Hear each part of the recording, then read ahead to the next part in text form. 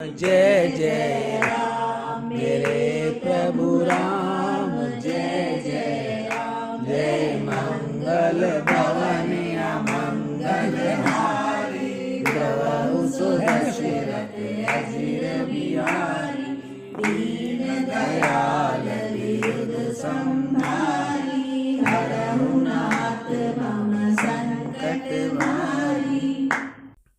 13 जनवरी 2026 वृंदावन धाम। श्री राम की जिज्ञासा और विश्वामित्र द्वारा उसका समाधान करते हुए कर्म याग तथा शात्रा याग का विवेचन करना। ओंकार षटकार से युक्त मंत्रों का पठन करते हुए ऋषि यज्ञ संपन्न करने ही जा रहे थे तो रघुनंदन राम ने उनसे पूछा, राक्षस कहाँ से आकर यज्ञ को उद्ध्वंस कर देते हैं? रघुनाथ द्वारा इस प्रकार पूछने पर समस्त मुनिवरों को आनंद हुआ। तब समय कौशिक विश्वामित्र ने सिर हिलाकर धैर्य धारण करते हुए राक्षसों द्वारा यज्ञ विध्वंस करने की कथा कही। वे बोले, यज्ञ के आरंभ में छठी रात को राक्षस अदृश्य रूप से आ जाते हैं और यज्ञ के पास आकर यज्ञ स्थान में बैठकर वे दुर्दंभ राक्षस उनका विध्वंस कर डालते हैं। जो समय निर्विकार रहता है, निद्रा के संबंध में 6 दिन रात सावधान सजग रहता है, अर्थात नहीं सो जाता है, उसके हाथ में वे राक्षस वध्य होते हैं। राक्षसों का वध किया जा सकता है। गुरु विश्वामित्र ने यह बात सुनकर श्री राम को वस्तुत नित्य समाधान रहा करते थे।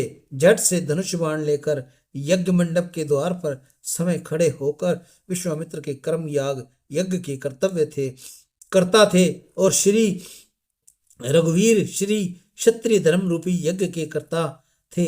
श्रोता इन दोनों यज्ञों के संबंध में सच्ची मान्यता सुन ले। कर्म योग के साधन क्षेत्र यज्ञ कुंड होता है, जबकि क्षत्रिय धर्म स्वरूप यज्ञ में रणांगण का विकट युद्ध ही साधना स्वरूप होता है। कर्म याग के वेदों के अनुसार कर्म विधान होता है, जबकि क्षत्रिय के रण रूपी यज्ञ में अपलायन रणभूमि से भागकर न जाना ही कर्म विधाता होता है। ऋषियों द्वारा किए जाने वाले यज्ञ में ब्रह्मा श्रेष्ठ माना जाता है, तो रण याग में वीरोचित छात्र तेज बल सर्वश्रेष्ठ होता है। यज्ञ याग में यथाविधि क्रियाओं के करने में परिश्रम करने या कष्ट उठाने पड़ते हैं, तो वहां शास्त्र याग के शस्त्रों की खनखनाहट होती रहती है। ये यज्ञ याग के काठ की कर छुलियां तथा परिमार्जन धोकर साफ करना पड़ता है, तो वहां शास्त्र यज्ञ के धनुष पर बाण चढ़ाने पड़ते हैं, बाण स्वरूप धर्म बिछाने पड़ते हैं और धैर्य स्वरूप जल का सिंचन प्रदर्शन करना पड़ता है। कर्म यज्ञ की अग्नि को प्रतिष्ठापन करते हैं, तो रण याग में कालदेव स्वरूप अग्नि ही होम अग्नि होती है। वहां करछुली से अन्न की आहुतियों का आह्वान करते हैं, तो यहाँ युद्ध याग में बाण के अग्र भाग से ही शत्रु के मांस का अवदान आहुति संपन्न किया जाता है। ऋषियों ने यज्ञ में घी की धारा प्रवाहित होती है, तो यहाँ युद्ध याग में रक्त का प्रभाव चलता है। वहां ओंकार तथा षटकार ध्वनियां होती हैं, तो यहाँ वीरों का हाहाकार होता है। यज्ञ क्रम में बड़ी बड़ी ऊंची ज्वालाएं निकलती हैं, तो यहाँ शास्त्रों की खनखनाहट चलती है। यज्ञ में अपार प्रचंड धुआं निकलता है, तो यहाँ वीरों का श्रम और कष्टजन्य पसीना बहता है। यज्ञ में हवन करते समय अग्नि के बढ़ जाने पर दही से युक्त घी का अभिसिंचन करते हैं, तो युग युद्ध याग में दारुण रूप से राक्षसों के बढ़े जाने का उन पर अस्त्रों का सिंचन कर लेते हैं। यज्ञ में दीप प्रज्वलित करके बलि समर्पित करते हैं, तो यहाँ युद्ध याग में अस्त्र शस्त्र ज्ञान दीप को प्रदीप्त करके विपक्षी राक्षसों के जीवों की बलि चढ़ाई जाती है। ये यज्ञ में यज्ञ फल की प्राप्ति संबंधी लोभ से हीन स्वरूप के बलि पशु को ले जाते हैं, तो यहाँ देह संबंधी हीन प्रकार के लोभ से कोई भागकर जीवन की रक्षा करता है। श्री राम ने विमुख होकर जो युद्ध भूमि में पलायन करते हैं, उनके अपने देह संबंधी संबंध नहीं टूटते, उनसे मुक्ति नहीं मिलती। जीवों को यज्ञ में बलि चढ़ाकर उनका भक्षण करने से यज्ञकर्ता का अग्रपात हो जाता है, उसे नरक में जाना पड़ता है।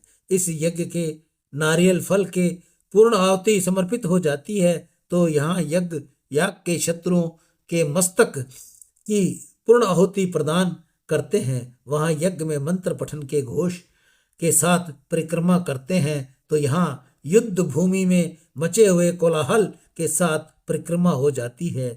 यज्ञ कर्म के धन दक्षिणा स्वरूप प्राप्त किया जाता है, तो यहाँ युद्ध याग में अपना पद अपना अस्तित्व की दक्षिणा के रूप में प्रदान करना पड़ता है। वहाँ यज्ञ कर्म में सहयोगी ब्राह्मण अभिसिंचन करने पर पुण्य दृष्टि करते हैं, तो यहाँ युग याग में देवतागण फूलों को बौछार करते हैं। इस यज्ञ कर्म का श्रेय विश्वामित्र द्वारा संपादित किया जाने वाला था, तो संग्राम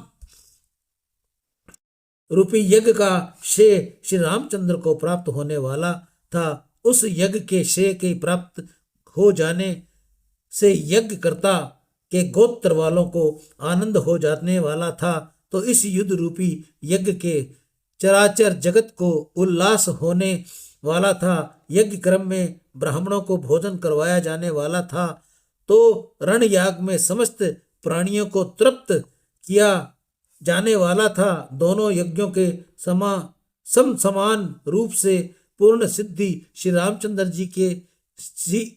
रामचंद्र जी से ही होने वाली थी, अर्थात विश्वामित्र का यज्ञ श्री राम द्वारा रक्षा करने से पूर्ण होने वाला था। तो युद्ध में राक्षसों को मार डालकर श्री राम ही सफलता को प्राप्त हो जाने वाले थे। यज्ञ के अंत में हवनाग्नि का शमन किया जाने वाला था, पर युद्ध यज्ञ में रघुनंदन वैसा नहीं करने वाले थे। पूर्ण रूप से भोजन करने के लिए वह काल रूपी अग्नि को नए सिरे से नियंत्रण करने वाले थे। इस युद्ध याग का ताड़का के वध से भोजन पात्रों का प्रोक्षण मंत्रों तक जल में सिंचन हो गया था। अब सुबाहु के वध की चित्राहुति की पूर्णता होने वाली थी। समझ लीजिए कि त्रिशिषा और खर दूषण के रूप में प्रथम प्राण आहुति की जाने वाली थी। कुंभकर्ण वध रण याग के भोजन की कड़ी भात होने वाला है। इंद्रजीत का वध पूर्ण मिठास सा होगा। रावण वध दही भात होगा और रणभूमि में निकलता उक्त रण याग को कराए जाने वाले भोजन समारोह में उत्तरा चमन स्वरूप भोजन के अंत में किया जाने वाला आचमन स्वरूप हो जाएगा। रावण के मंत्री और अन्य राक्षसगण उस भोजन की सब्जियां और नमक होंगे, और यह पूर्ण रूप से समझिए कि रावण के अक्षय आदि पुत्र पूर्ण रूप से आचार माने जाएंगे। इतने में पूर्ति हो जाने पर ही काल रूपी अग्निदेव भोजन की तृप्ति का प्राप्त हो जाने वाला है। यही भोजन कालाग्नि को तृप्त करने वाला होगा।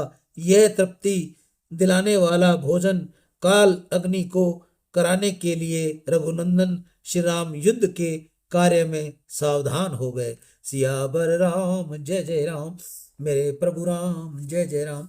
जय मंगल भवन मंगलहारी, द्रवौ सुदशरथ अजर बिहारी। दीन दयाल वृत संभारी, हरऊ नाथ मम संकट भारी।